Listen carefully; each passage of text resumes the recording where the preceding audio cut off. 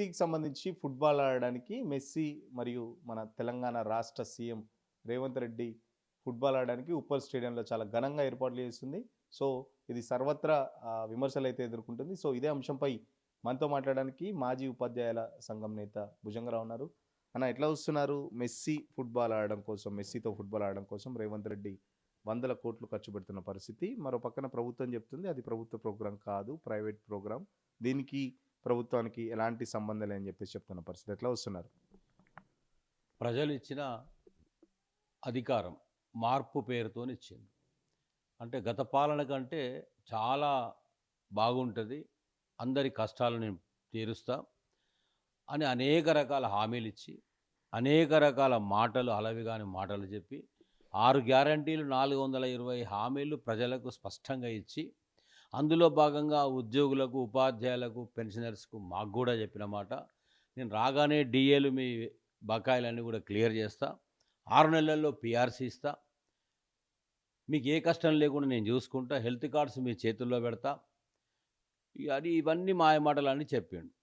సరే, మా బోటోళ్ళంతా కూడా ఏమనుకున్నారంటే ఆ టైంలో నిజమే కదా, గత పాలన 10 సంవత్సరాలు అధికారం ఒక పార్టీకి ఇవ్వడం జరిగింది. సరే, తెలంగాణ ఇచ్చిండ్రా, తెలంగాణ తెచ్చిండ్రా, మొత్తమే తెలంగాణ రాష్ట్రం వచ్చింది. కానీ ఇట్లా తెచ్చుకున్న తెలంగాణ తెరలైపోతుందని ప్రజలు ఊహించలేకపోయిండ్రు. అంటే మాటల మత్తు లోపల మాయలో పడిపోయి మార్పు పేరుత ఓట్లు వేసి అధికారంలో తీసుకొచ్చి రేవంత్ రెడ్డి గారిని కూర్చోబెట్టింది. ఇక్కడ జరిగిన పెద్ద పొరపాటు ఏంటంటే, రేవంత్ రెడ్డి గారు జెడ్పీటీసీగా తన జీవిత రాజకీయ ప్రయాణం మొదలుపెట్టి అనేక పార్టీలు మారి కనీసం మంత్రి కూడా కాకుండా పాలన అనుభవం లేనటువంటి వ్యక్తికి పాలనా పగ్గాలు సీఎం స్థాయిలో అప్పజెప్పడమే కాంగ్రెస్ అధిష్టానం చేసిన పెద్ద పొరపాటుగా నేను భావిస్తూ ఉన్నాను. ఎందుకంటే అనుభవం ఉంటే అనేక రకాల ఆటుపోట్ల మధ్యలో ప్రజలను ఎట్లా కాపాడుకోవాలి, ప్రభుత్వ ఖజానా ఎట్లా పెంచుకోవాలి, సంపద ఎట్లా సృష్టించుకోవాలి, ఆలోచనలు వస్తాయి. రేవంత్ రెడ్డి గారు వచ్చి రాసి మీద కూర్చున్నాడు. వస్తూనే లంకె బిందెలు ఉన్నాయనుకొని వచ్చిన ఇక్కడ ఖాళీ కుండలు ఉన్నాయనే మాట చెప్పిండు. అంటే అంతా సవ్యంగా ఉంటే, బ్రహ్మాండమైనటువంటి నిధులు ఉంటే, ఖజానా ఫుల్లుగా ఉంటే పరిపాలన ఎవరైనా చేస్తారు. రేవంత్ రెడ్డి గారే అక్కర్లే. మమ్మల్ని అన్నాడు మా టీచర్లను, మీ చేతుల్లో పెడితే మీరు చేస్తారా పరిపాలన అన్నాడు. ఎస్, ఇప్పటికైనా చెప్తా ఉన్నా. ఈ స్థితిలో ఎవరికి అప్పచెప్తారో అప్పచెప్పండి, నీకంటే 100% బెటర్గా పరిపాలన చేసి చూపిస్తారు. ఇవన్నీ ఇట్లా పెట్టుకొని, నీ కష్టాలు పెట్టుకొని, నీ ఇబ్బందులు పెట్టుకొని, రైతు బంధు లేదు, రైతు భరోసా లేదు, రుణమాఫీ జరగలేదు, టైంకి యూరియా ఇవ్వలేకపోయినావు, ఏ పని చక్కగా చేసినావు నువ్వు? మహిళలకు 2500 ఇవ్వలేదు, 4000 పెన్షన్లు పెంచలేదు, వికలాంగుల పెన్షన్ రాలేదు, 2 లక్షల ఉద్యోగాలను నిరుద్యోగులను రోడ్డు మీద వేసి వాళ్ళ బతుకులతో జీవితాలతో ఆడుకుంటున్న పరిస్థితి. ఇన్ని కష్టాలు తెలంగాణ రాష్ట్రాన్ని ఆవరించి ప్రజలు కష్టాల్లో మునిగిపోతూ ఉంటే, రాష్ట్ర ముఖ్యమంత్రికి ప్రపంచ స్థాయిలో తానొక ఆటగాడిగా రుజువు చేసుకోవాలనే ఒక ఒక ఒక వ్యామోహం, ఒక పిచ్చి. దాంతో మెస్సీ ఏమో అందరికీ ఆహ్వానం పంపిండు, నేను ఫుట్బాల్ ఆడతా, మీ దేశాల్లో మీరు స్పాన్సర్ చేయండి అనేటువంటి ఆహ్వానాన్ని అందుకొని అనేక దేశాలు భయపడి, అమ్మో ఇన్ని వందల కోట్లు మేము ఖర్చు పెట్టలేము, భరించలేము, మా వల్ల కాదని చాలా దేశాలు తప్పుకున్నాయి. ఈవెన్ కేంద్ర ప్రభుత్వానికి కూడా ప్రతిపాదన వచ్చింది, దానివల్ల ఏం తిరస్కరించిన, ఏం ఒప్పుకోలే. దీనివల్ల వచ్చేటువంటి లాభాలేంది, ఉపయోగాలేంది, ప్రజలకు ఏ స్థాయిలో మేలు జరుగుతుంది అనేది ఏమాత్రం ఆలోచించకుండా మెస్సీతో తనకు కనబడాలి, తాను కూడా ఫుట్బాల్ ప్లేయర్నని అనిపించుకోవడం కోసం, ప్రజలను చూపించుకోవడం కోసం ఆ అత్యుత్సాహంతో రేవంత్ రెడ్డి గారు మెస్సీ ఆటగాడితో కలిసి నేను ఫుట్బాల్ ఆడతా అనేటువంటి దీంట్లోకి వచ్చిన మాట వాస్తవం. వచ్చిన తర్వాత ఏం జరిగింది? తన ఆట ప్రాక్టీస్ కోసము 5 కోట్ల రూపాయలు నువ్వు ఖర్చు పెడతావా? ప్రభుత్వ నిధులు కావు, మీ అయ్య జాగీరా, నీ ఇంటి డబ్బులా, నీ జేబులో నుంచి ఖర్చు పెట్టినవా? ప్రభుత్వ ఖజానా నుంచి కదా పెట్టాల్సింది. ఏ ప్రజల అంగీకారం తీసుకున్నావు, ఏ ప్రజల ఆమోదం తీసుకున్నావు? ఇక్కడ జరిగిన క్యాబినెట్ అప్రూవల్ అయిందా? ప్రభుత్వంలో చర్చ పెట్టినావా? అసెంబ్లీలో చర్చ పెట్టినావా? మెస్సీ ఫుట్బాల్కు ఆహ్వానం పలుకుతున్నా, దీనితో బ్రహ్మాండమైనటువంటి డెవలప్మెంట్ జరుగుతుంది ఈ రాష్ట్రంలో, నేను గొప్ప వినూత్నమైనటువంటి ఆలోచన చేస్తున్నాను, ఎక్కడన్నా మాట్లాడినావా? ఎవరితో సంప్రదించినవా? అంటే నీ ఇంట్లో పనికైనా కనీసం భార్యతోనో, తల్లితోనో, తండ్రితోనో మాట్లాడతారు. అట్లాంటిది ఒక రాష్ట్రంలో 100 కోట్ల రూపాయలు తగలేసి 5 నిమిషాల నీ ఆట చూపెట్టడం కోసం ఇంతగా శునకానందం పొందాల్సిన అవసరం లేదని నేను భావిస్తా ఉన్నా. 27 మంది చనిపోయారు కదా రిటైర్డ్ వాళ్ళు. ఇందిరా పార్క్ దగ్గర ఎన్నిసార్లు ధర్నాలు చేసిండ్రు, ఏజీ ఆఫీస్ ముందట ఎన్నిసార్లు ధర్నాలు చేసిండ్రు. మా బోటుల్లో రోజు మొత్తుకుంటున్నాం కదా, బాధపడుతున్నాం కదా, ఆవేదన చెందుతున్నాం కదా. మా డబ్బులు మేము దాచుకున్న డబ్బులు కదా, జీపీఎఫ్ డబ్బులు, గ్రాట్యుటీ మాకు వచ్చేదే కదా, కమ్యూటేషన్ మాకు వచ్చేదే కదా. 30-40 ఏళ్ళ సర్వీస్ చేసిన తర్వాత ఈ ప్రభుత్వం మాకు రావాల్సిన డబ్బులు బుడ్డ పైస ఇవ్వకుండా మనోవేదనకు గురి చేస్తే, సురేష్ గారు ఏం చెప్పాలి, క్యాన్సర్తో ఒక పేషెంట్ చచ్చిపోయాడు, హార్ట్ అటాక్తో ఒక పేషెంట్ చచ్చిపోయాడు, కిడ్నీస్తో ఒక పేషెంట్ చచ్చిపోయాడు, కొందరు మా వాళ్ళు ఇండ్లలోకి వెళ్ళి పారిపోయింది. ఇట్లా 27 మంది కుటుంబాలు ఆగమై శిథిలమై రోడ్డు మీద పడ్డాయి. మరి వీళ్ళందరి కష్టాలు నీకు కనబడవా రేవంత్ రెడ్డి గారు? సార్ తనంటే తప్పట అడిగేస్తున్నాడు. ఎంటనే ఉన్నటువంటి సీనియర్స్ అయినటువంటి క్యాబినెట్ మంత్రులు ఏం చేస్తున్నారు అంటే, సీఎం ఒక దగ్గర అంటారట, శునకానందం మాట అలగా మాట ఏం మాట్లాడిందంటే, ఎవరిది వాళ్ళకి అప్పచెప్పినా, నాది నేను చూసుకుంటున్నా అంటే, ఈ తెలంగాణ రాష్ట్రాన్ని విభాగాలు చేసి ఎవరిది వాళ్ళకి అప్పచెప్పినవా? అందుకేనా పొంగులేడు శ్రీనివాసరెడ్డి దౌర్జన్యం చేసిన, కొడుకు దౌర్జన్యం చేసిన, భూములు కబ్జా చేసిన కేసు గాంది. ప్రగతి భవన్లో వెండి దర్వాలు ఉన్నాయి, బంగారు దర్వాలు ఉన్నాయి, అంతా కూడా రాజ పరిపాలన, దొర పరిపాలన, దొర గడి కట్టుకున్నాడని మాట్లాడింది కదా. నిన్నగాక మొన్న పట్టి విక్రమార్క గారు ఏం చేసిరంటే, ఫంక్షన్లో జరిపేటువంటి పెళ్లి ప్రగతి భవన్లో చేసుకున్నావు కదా. ప్రభుత్వ నియమాలకు నిబంధనలకు విరుద్ధం కాదా ఇది? నీ వ్యక్తిగత కార్యకలాపాలలో జరపకూడదనేటువంటి అంశం నీకు తెలియదా? మరి ఎక్కడ పోయినా ఆ దర్వాలు, ఆ కిటికీలు, ఆ టాయిలెట్లు బంగారు అని ఎడిపోయినాయండి. అంటే నేనుంటే ఒక మాట, వేరే వాళ్ళు ఉంటే ఇంకొక మాట. ఇదే నా ప్రభుత్వ పాలసీ. చాలా స్పష్టంగా నేను చెప్పదలుచుకున్నా, ప్రజలారా, ప్రభుత్వ నిధులతో, ప్రభుత్వ సొమ్ములతో, ప్రజల సొమ్ముతో రేవంత్ రెడ్డి గారు బ్రహ్మాండమైనటువంటి జలసాలు పాటిస్తున్నావు. నువ్వు అంటే రబ్బర్ చెప్పులు అందరినీ విమర్శ చేస్తావు. మరి ₹1,00,000 చెప్పులు నీ మాదిరిగా వేయలేరు, ₹1,00,000 బట్టలు నీ మాదిరిగా వేయలేరు. కొట్టు, పెట్టు, తీసుకురా, పంచు, ఇదే కదా నీ పాలసీ. అంటే ప్రజల్ని కొట్టాలి, హైడ్రా తీసుకొచ్చి నువ్వు మామూలు జనాన్ని కొట్టినావు. నువ్వు అది అడ్డం పెట్టి ₹1,00,00,000 జమ చేసుకున్నావు. ఇక ఢిల్లీ వాళ్ళు పారగులు ఏమనుకో. దీనికి విచిత్రం ఏంటంటే, మెస్సీ ఆటకి ప్రేక్షకుడిగా ఆహ్వానితుడిగా ఆహ్వానిస్తే రాహుల్ గాంధీ గారు కూడా వస్తున్నారట. అయ్యా, నువ్వు ఇచ్చిపోయిన హామీలు ఎన్నికల సమయంలో మేనిఫెస్టోలో పెట్టిన ఏ ఒక్కటి అమలు కాకుండా ఇంతగా ప్రజలు బాధపడతా ఉంటే, ఒక్కనాడన్నా ఈ 2 సంవత్సరాల కాలంలో రాహుల్ గాంధీ తెలంగాణ రాష్ట్రానికి వస్తేవానైనా ఎక్కడ పోయింది? ఓటు చోరీ అని రాజ్యాంగం చేతిలో పట్టుకొని తిరుగుతూ ఉన్నావు. ఆ ఓటు చోరీ మొన్న జూబ్లీహిల్స్ 24,000 ఓట్ల ఓటు చోరీ జరిగింది కదా. నిన్న చూడండి, మొన్న స్థానిక సంస్థల్లో 36% ఫలితాలతో బ్రహ్మాండమైనటువంటి వేగంగా బీఆర్ఎస్ను ప్రజలు కోరుకున్నారు. అంటే సరిపోయింది, చాలు నాయన నీ పాలన, మాకు ఇచ్చినటువంటి మొండి చేయి సరిపోయింది, భస్మాసు రాష్ట్రాన్ని భరించలేము, నువ్వు పక్కకు జరుగు నాయన అనేటువంటి సంకేతం ప్రజలు గ్రామ పంచాయతీ ఎన్నికల్లో 1400 పైచిలకు గ్రామ పంచాయతీలు గెలిపించారు కదా. గతంలో నాకు తెలిసి ఉద్యోగ సంఘాల మీటింగ్లోనే నన్ను కోసుకు తిన్నా పైసలు లేవు అని చెప్పేసి ఉద్యోగ సంఘాలతో చెప్తూనే, మరి పక్కన ముఖ్యమంత్రి కూడా నేను చాలా లో లైఫ్లో బతుకుతున్నాను, ఎకనామిక్ క్లాస్లో తిరుగుతున్నాను, ఫ్లైట్లలో కూడా దుబారా ఖర్చులు చేయట్లేదు అని కూడా మాట్లాడినట్టు గుర్తు. మరి ఏం చెప్తారు దానికి? రేవంత్ రెడ్డి గారు చెప్పే మాటలు ఎట్లుంటాయి అంటే, ఉల్లిగడ్డ సామెత, నాకు పనికిరావు మందికి చెప్తానే విధంగా ఆయన కథ ఉంటుంది. ఆయన ఇప్పుడే కాదండి, చిన్నప్పటి నుంచి అదే వేషం, అదే కథ. పదులమ్మ చెప్పింది, ఆయన క్లాస్మేట్ ఒక ఆమె, పక్కోని బ్యాగుల పుస్తకాలు కొట్టేయాలి, పక్కోని బ్యాగుల పైసలు కొట్టేయాలి, పక్కేని బ్యాగులో పెన్ను కొట్టేయాలి. ఎక్కడిది లేదంటే ఇప్పుడే పోయి కొనుక్కొచ్చుకుని, ఈ పెన్ను ఎవరి దగ్గర లేదు, నేను మాత్రమే కొనుక్కొచ్చుకుని నా దగ్గరనే ఉంటుంది అనేటువంటి రకం ఇది. నేను ఎందుకంటున్నా ఇంత స్పష్టంగా చెప్తున్నా అంటే, మానసిక వైద్యుడు ఒక డాక్టరే చెప్పిండు, ఈయనకు మానసిక మెంటల్ డిజార్డర్ ఉంది, ఈయన మొదలు చికిత్స చేయించండి అని. అరే, నువ్వు చెప్పినటువంటి మాటల్లో నేను ఫ్లైట్లలో తిరగట్లేదు, పోవట్లేదు అంటే 54 సార్లు నువ్వు ఢిల్లీకి పోయించినావు కదా. ఎక్కే విమానం దిగే విమానమే కదా, మోసే బ్యాగులు తెచ్చేదైతే ఏం లేదు కదా. మరి మంత్రులు అండి, రేవంత్ రెడ్డి గారు చక్కదనం మాట్లాడుతుంటే, మంత్రులు నల్గొండకు పోయిన, వరంగల్ పోయిన హెలికాప్టర్లు వాడడం అంటే ప్రభుత్వ ఖజానా దుర్వినియోగం చేయడం తప్ప ఇంకొకటి తెలియదు వీళ్ళకు. నిన్నగాక మొన్న గ్లోబల్ సమ్మిట్ పేరుతోని 300 కోట్ల రూపాయలు తగలబెట్టిండు. తెచ్చింది ఏంది, జరిగేది ఏంది, వచ్చేది ఏంది? జీరో. బిజినెస్ ఎక్స్పో రద్దయింది, తర్వాత ఎంటర్ప్రెన్యూర్ ఎక్స్పో రద్దయింది. అంటే దీనివల్ల ఉపయోగం లేదు, మాకేమి లాభం లేదని వచ్చినటువంటి వాళ్ళు సర్దుకొని బిచానా ఎత్తేసిన పరిస్థితి. ఎవరికి చెప్తావు సమాధానం నువ్వు ఇది? అంటే ఈ రేసులో 50 కోట్ల రూపాయలు పంపించిన తర్వాత ఫార్ములా రేస్ జరగకపోవడం వల్ల ఆ డబ్బులు అక్కడ ఉంటేనే గగ్గోలు పెట్టి కేటీఆర్ గారు దుర్వినియోగం చేసిండు, సొంతంగా వాడుకున్నాడు, మొత్తం అన్యాయం చేసిండు, అవినీతి చేసిండు అనేటువంటి విధంగా నువ్వు కేసు పెట్టి ఆడుకున్నావు కదా. మరి 100 కోట్ల రూపాయలు ఎలాంటి ముందస్తు అనుమతులు లేకుండా, పర్మిషన్స్ లేకుండా కేవలం సింగరేణిని అడ్డంగా పెట్టి ఆ సంస్థను చూపిస్తూ వాళ్ళు స్పాన్సర్ చేస్తున్నారనే మాయమాటలు చెప్తూ 100 కోట్లు తగలేసి నువ్వు మెస్సీతో ఫుట్బాల్ ఆడుతున్నటువంటి ఈ షోకు ఉంది కదా, నువ్వు చేసిన విచ్చలవిడి అరాచకం ఉంది కదా, ఆర్థిక అరాచకం. దీని మీద ఎన్ని కేసులు పెట్టాలి నీ మీద? దీని మీద ఎన్ని చర్యలు తీసుకోవాలి నీ మీద? మా రిటైర్డ్ వాళ్ళ ఉద్యోగుల ఉపాధ్యాయులకు 5 డిఏలని ఇవ్వాలనే సోయి లేదా నీకు? పీఆర్సీ 2 సంవత్సరాలు దాటిపోయింది కదా, 6 నెలలకు అమలు చేస్తా అన్నావు కదా, మరి పీఆర్సీ అనే సోయి లేదా? రిటైర్డ్ వాళ్ళు కనీసం ఇప్పటి వరకు 13,000 మంది చనిపోయినారు, 13,000 మంది రిటైర్ అయ్యారు, 27 మంది చనిపోయారు. అనేక రకాల బాధలు పడుతున్నారు. పెళ్ళిళ్ళు ఆగిపోయినాయి, ఇల్లుళ్ళు ఆగిపోయినాయి, బాకీలు ఆగిపోయినాయి, వాయిదాలు ఆగిపోయినాయి, ఇవన్నీ ఆగిపోయినాయి కదా.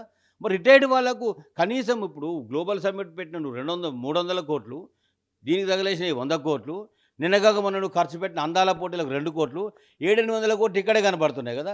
చాలామంది మా ఉద్యోగ ఉపాధ్యాయులు ఈ రిటైర్మెంట్ బెనిఫిట్స్తో రిలీఫ్ పొందేవాళ్ళు కదా, వాళ్ళంతా కూడా ప్రభుత్వ సంక్షేమం కోరుకునే వాళ్ళే కదా, నీకు ఓటేసిన వాళ్ళే కదా, మార్పు పేరుతో నేను నెత్తి మీద పెట్టుకొని మోసిన వాళ్ళే కదా. ఇప్పటికైనా రేవంత్ రెడ్డి గారికి సోయి, సిగ్గు, శరం, లజ్జ ఉంటే రిటైర్డ్ వాళ్ళని పిలిచి వాళ్ళ కష్టాలు ఏదో తెలుసుకొని మీకు నేను ఇవ్వాలి కదా, నేను ఇవ్వలేకపోయినా అని 2 చెంపలు వేసుకొని పొర్లు దండాలు పెట్టి రిటైర్డ్ వాళ్ళకు డబ్బులు విడుదల చేయాలి. నిన్నగాక మన యూనివర్సిటీకి వస్తాడు ఓయూకి, ఓ సభ పెడతాడు, ఆడ అనవసరమైనటువంటి మాటలు. ఇంగ్లీష్ అక్కర్లేదు, నేను పాలన చేస్తున్నా కదా, 2 సంవత్సరాలు చూస్తారు కదా నా చక్కదనం అంటాడు ఆయన. 2 సంవత్సరాల నుంచి పాలన చూస్తున్నాం, నీ పాలన ఎట్లా ఏడ్చిందో కూడా చూస్తున్నాం కదా. మరి ఎంత ప్రజలు ఆమోదిస్తారు అనుకున్నావా, తిరస్కరిస్తారు అనుకున్నావా, నీ మాటలకు బ్రహ్మరథం పడతారు అనుకున్నావా, వెకిలి మాటలుగా గుర్తిస్తారు అనుకున్నావా? ఏమనుకోని మాట్లాడుతుండో నాకైతే అర్థం కావడం లేదు. ఇంగ్లీష్ రానక్కర్లేదయ్యా అంటే నీకు ఇంగ్లీష్ రాకపోతే, నువ్వు మాట్లాడలేకపోతే, నీకు నాలెడ్జ్ లేకపోతే ఎవరికి ఇంగ్లీష్ రావద్దా? 10 మందిని నౌకర్లను పెట్టుకుంటా, నౌకర్దారులను పెట్టుకుంటా, వాళ్ళతో పరిపాలన చేస్తా. నాకు వచ్చేటప్పుడు స్పీచ్ రాసిచ్చిర్రు, ప్రతిసారి నాకు రాసిస్తారని మాట్లాడుతా అన్నాడు ఆయన. అది ఆయన గొప్పతనం, అది ఆయన తెలివి. అయ్యా రేవంత్ రెడ్డి గారు సందర్భాన్ని బట్టి, సభను బట్టి, ఆ ఉద్దేశాన్ని బట్టి మాత్రమే మీరు మాట్లాడండి. మీరు చాలా తెలివికల్లోని అనుకోవాలని మీకు ఉత్సాహం చాలా ఉండొచ్చు, కానీ ప్రజలంటే చూడట్లేదు. వెకిలి మాటలకు, హేళన మాటలకు, అవమానం చేయడానికి, పరాభవం చేయడానికి పరిస్థితి లేకున్నా, సందర్భం లేకున్నా సృష్టించుకుని రేవంత్ రెడ్డి గారు అధికంగా మాట్లాడుతూ అత్యుత్సాహం ఎక్కువ ఉంది. ఇలాంటి వెకిలి చేసేలా సీఎంను చూడలేదని జనమంతా కూడా సర్వత్రా బాధపడుతూ ఉన్నారు. మా ఉద్యోగ ఉపాధ్యాయ పెన్షనర్సు శాపనార్థాలు తగలక ముందే, ఆ ఉసురు తగలక ముందే మీరు మేలుకోండి, జాగ్రత్త పడండి. ఇప్పటికైనా మా డబ్బులు మాకు ఇవ్వండి. అరే మా దగ్గర ₹1 లేదు, ఏడికి వెళ్ళి తేవాలి, అప్పులకు పోతే ఎవడు ఇస్తలేడు, ఢిల్లీకి పోతే అపాయింట్మెంట్ దొరుకుతలేదు, చెప్పులు ఎత్తుకపోయి దొంగలను చూసినాడు చూస్తున్నారు, నన్ను కోసుక తిన్న పైసలు లేవు, వండుక తిన్న పైసలు లేవు అన్నావు కదా రేవంత్ రెడ్డి గారు. మర్చిపోయినావు అప్పుడే? మెస్సీకి 100 కోట్లు ఎట్లా వచ్చినాయి నాయన? మరి గ్లోబల్ సమ్మిట్కి 300 కోట్లు ఎట్లా ఖర్చు పెడతీవి? అందాల పోటీకి 200 కోట్లు ఖర్చు ఎట్లా పెడతీవి? మూసీ మీద ఒక ప్లాన్ ఇవ్వడానికి 10 కోట్ల రూపాయలు ఒక ఫ్రెండ్కి ఇస్తే తగలబెట్టి ఇచ్చిండు. జిఎస్పిటి చాట్ జీపీటీ వాళ్ళు ఒక డాక్యుమెంట్ తయారు చేసి 15 కోట్ల రూపాయలు తీసుకున్న పరిస్థితి ఎక్కడ? గ్లోబల్ సమ్మిట్లో. చాట్ జీపీటీతో తయారు చేసిన డాక్యుమెంట్ నువ్వు ఎగ్జిబిట్ చేస్తే ఏఐతో చేసినట్లే ఉంటుంది కదా. నీ తెలివితేటలు, మన సామర్థ్యం, మనది ఎంత ఉందో ప్రజలకు తెలిసిపోద్ది కదా.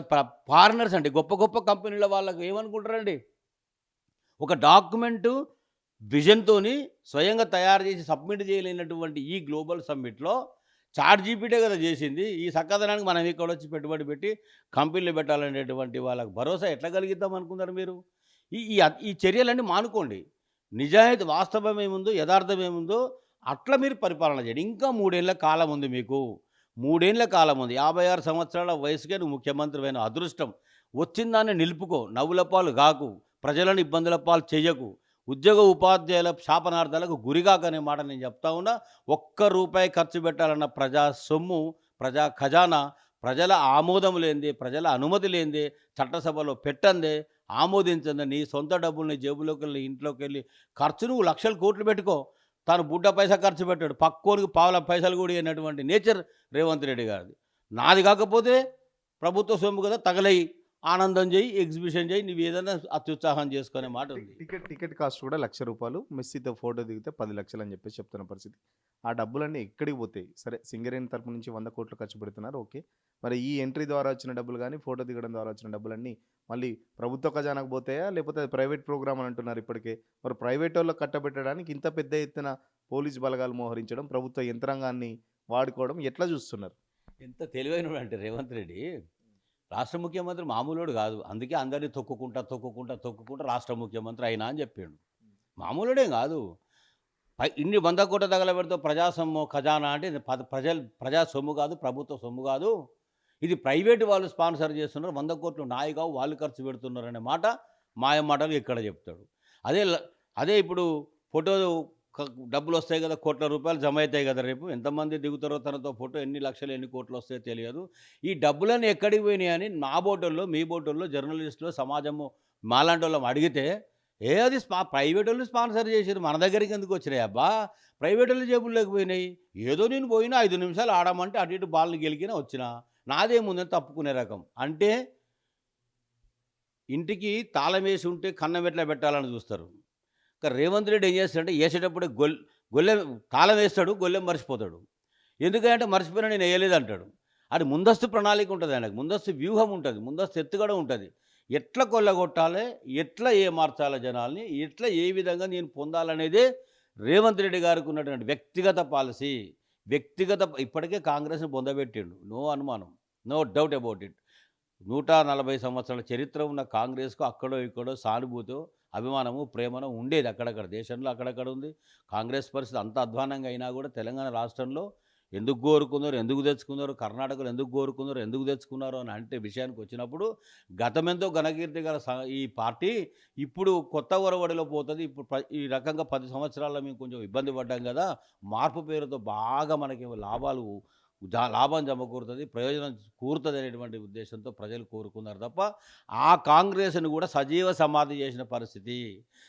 కాంగ్రెస్ నాయకులు కూడా, సీనియర్ మంత్రులు కూడా, అధిష్టానం కూడా ఇప్పటికైనా కళ్ళు తెరవకపోతే శాశ్వతంగా హస్తం గుర్తుపట్టుకొని అట్లా ఏముండడు. ఇప్పటికే సైకిల్ కాంగ్రెస్ అయిపోయింది. చంద్రబాబు నాయుడు గారి డైరెక్షన్లో పాలన నడుస్తుంది, అందరికీ తెలుసు. ఒక పక్కన సైకిల్, ఒక పక్కన కలువ పువ్వు వికసించాలి, సైకిల్ పరిగెత్తాలి. హస్తాన్ని మాత్రం పీక్ అవతల వారేయాలనే పాలసీ మాత్రమే రేవంత్ రెడ్డి గారు అవకాశాన్ని బట్టి ఆలోచన చేస్తాడు. మేలుకోకపోతే, కళ్ళు తెరవకపోతే పాపం డీకే శివకుమార్ కర్ణాటకలో ఒక పద్ధతి ఉన్నాడు, ఒక విజన్ ఉన్నాడు, ఒక ఆలోచన పరుడు. ఇక్కడ అట్లా కాదు, పద్ధతి ఉండదు, ఆలోచన ఉండదు, విధానం ఉండదు, సిద్ధాంతం ఉండదు. ఏ ఎండకు ఆ గొడుగు పట్టే రకంగా ఉంటున్నటువంటిది. ఈ మధ్యలో మాకు తెలిసిన సమాచారం ఏంటంటే అధిష్టానానికి కూడా అనుమానాలు చాలా ఉన్నాయి. కానీ ఎంతమంది ఎమ్మెల్యేలను వేసుకొని పక్కన క్యాంపు పెడతాడో, కాంగ్రెస్ని ఇంకా నాశనం చేస్తాడేమో, పరిపాలనలో ఉన్న అధికారంలో కాంగ్రెస్ అధికారం కోల్పోతుందేమో, ఇతనితో పెట్టుకుంటే ఎట్లా, ఇతన్ని టార్గెట్ చేస్తే ఎట్లా, చేయకపోతే ఎట్లా, చేస్తున్న అరాచకాలం భరించలేని స్థితిలో కాంగ్రెస్ కూడా పరోక్షంగా బాధపడుతుంది. కంట్రోల్ చేద్దామంటే కంట్రోల్ అయ్యే పరిస్థితి లేదు. మీనాక్షి ఆవిడ ఉంది కదా ఇన్ఛార్జ్, ఆవిడ ఎప్పటికప్పుడు రిపోర్ట్ ఇస్తూ ఉంది. కానీ సమయం కొరకు చూస్తున్నారు రేవంత్ రెడ్డి గారు. నీ టైం దగ్గర పడ్డది, నీ కాలం చెల్లింది. నువ్వు అనుకుంటున్నావు ఫుట్బాల్ ఆడిన గ్రౌండ్లో అని అనుకుంటున్నావు. ఇక ప్రజలను ఆల్రెడీ ఆడుతున్నావు కదా ఫుట్బాల్. వచ్చిన 2 ఏళ్లలో నువ్వు ఆడిందంతా కూడా ఫుట్బాలే కదా. జనాలని ఓట్లేసిన వాళ్ళతో నువ్వు ఆడిందంతా గదే ఆట కదా. జనము కూడా గ్రామ పంచాయతీ ఎన్నికల్లో ఫుట్బాల్ మొదలుపెట్టినరు. రేవంత్ రెడ్డి గారిని, కాంగ్రెస్ ప్రభుత్వాన్ని ఫుట్బాల్ ఆడడం మొదలుపెట్టినరు. అందుకే 1465 గ్రామ పంచాయతీలు బీఆర్ఎస్ కైవసం చేసుకుంది. నేనైతే చూడలేను నా అనుభవంలో. అధికారంలో కాంగ్రెస్ ఉంటుంది, బీఆర్ఎస్కు 40% పోయిందనంటే సిగ్గుచేటు కదా. అంటే రానున్న కాలానికి ఎంపీటీసీలు, జడ్పీటీసీలు, మున్సిపాలిటీ ఎన్నికలు జరగా నాకైతే అనుమానం. ఒకవేళ జరిగినా కూడా అది బీఆర్ఎస్ ఖాతాలో పడేటువంటి అవకాశం ఏముంది. మార్పు వచ్చింది చాలు, మమ్మల్ని ఏమార్చింది చాలు, మమ్మల్ని ముంచింది చాలు, దీనికంటే అదే బాగుండే అదే అంటే బీఆర్ఎస్ వైపు జనమంతా మళ్ళీ చూస్తున్న పరిస్థితి కనబడతా ఉంది.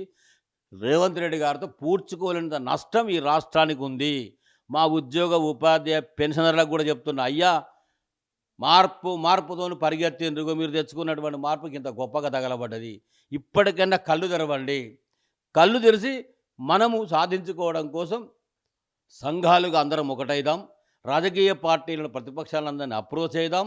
మన బాధలు, మన కష్టాలు పెట్టి రేవంత్ రెడ్డి గారిని మనం ప్రజాక్షేత్రంలో నిలదీయకపోతే, లక్షల మంది మన ఉద్యమాలు చేయకపోతే మన బాధలు పరిష్కారం కావు. అడిగితే ఇచ్చేటోడు రేవంత్ రెడ్డి కాదు. ఆయన ఏమంటాడు రేవంత్ రెడ్డి గారు? కొట్లాడి గుంజుకోవాలి, జేబులోన్నది గుంజుకోవాలి, అడిగితే ఓడిస్తాడు ఈ రోజుల్లో అంటాడు. రేవంత్ రెడ్డి పరిస్థితి కూడా గట్టినే ఉంది. కాబట్టి మనకు రావాల్సింది పోరాడాలి, ఉద్యమించాలి, ఏదైనా చేయాలి. బక్కా జేడ్సన్కి హ్యాట్సాప్ చెప్తున్నాను నేను ఈ సందర్భంలో. ఆయనకి ఏం అవసరం అండి, అంతమందితో కలిసి ఉద్యమాలు చేస్తున్న పరిస్థితి. ఎన్ని కేసులు పెడతావు నాయన? నీ మీద ఒక్క కేసు పెట్టినందుకే నా బిడ్డ పెళ్లి చూడలేదు, నన్ను ఎత్తుకుపోయి జైల్లో పెట్టారు అంటావు కదా. నీ చక్కదనానికి డబ్బుల సంచులతో దొరికితేనే కేసు పెట్టిండ్రు.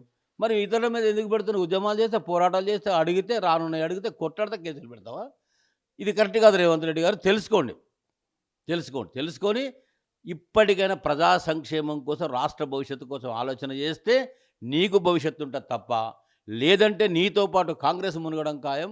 కాంగ్రెస్తో పాటు నువ్వు మునుగుతావో లేదో నాకు తెలియదు. నువ్వు ఏ సైకిల్ పట్టుకుంటావో, ఏ పువ్వు నెత్తిలో పెట్టుకుని తిరుగుతావో మాకు తెలియదు. అనేక అనుమానాలు నీ మీద ఉన్నటువంటి వాస్తవం. నమ్మొద్దు కాక రేవంత్ రెడ్డి పరిపాలన నమ్మొద్దు. ఖచ్చితంగా ముఖ్యమంత్రి చెప్తున్న మాటలు మరియు మంత్రులు చెప్తున్న మాటలు అయితే చాలా డిఫరెంట్గా ఉంది. ఒక దిక్కు దుబారా ఖర్చులు చేయట్లేదని చెప్పేసి ముఖ్యమంత్రి కూడా దాదాపు 60 సార్లు ఢిల్లీకి వెళ్ళిన పరిస్థితి. మంత్రులైతే నల్గొండ, వరంగల్ పోయినా కూడా ప్రత్యేక హెలికాప్టర్లు కూడా వాడుతున్న పరిస్థితి మనం గతంలోనే చూసాం. సో ఖచ్చితంగా మెస్సీతోని ఆడడానికి జస్ట్ నేను ఒక ఫుట్బాల్ ప్లేయరు, తన ఆనందాన్ని తీర్చుకోవడానికి మాత్రం అది తెలంగాణ ప్రజల నెత్తి మీద పెడుతున్నారు. చాలా వరకు రిటైర్డ్ పెన్షనర్లకు సంబంధించి, ఉద్యోగ ఉపాధ్యాయులకు సంబంధించి చాలా సమస్యలు ఉన్నాయి. ఇప్పటికే 27 మంది రిటైర్డ్ పెన్షనర్లు కూడా చనిపోవడం జరిగింది. సో వాళ్ళందరినీ దృష్టిలో పెట్టుకొని రేవంత్ రెడ్డి ఇప్పటికైనా అలాంటి దుబారా ఖర్చులు తగ్గించుకోవాలని చెప్పేసి చెప్తున్న పరిస్థితి. మరోపక్కన రాహుల్ గాంధీ కూడా వస్తున్నాడు. సో 2 ఏళ్ల తర్వాత రాహుల్ గాంధీ వస్తున్నాడు కాబట్టి ఇప్పుడు ఇచ్చిన హామీలన్నీ ఏమయ్యాయని చెప్పేసి ఒకసారి రాహుల్ గాంధీ రేవంత్ రెడ్డితో కూడా మీటింగ్ పెట్టుకోవాలని చెప్పేసి రాహుల్ గాంధీ కూడా సూచిస్తున్న పరిస్థితి. వీడియో జర్నలిస్ట్ సతీష్తో సురేష్, తొలి వెలుగు కోసం. అసలైన తొలి వెలుగు. ఫాలో వాట్సాప్ @తొలి వెలుగు official.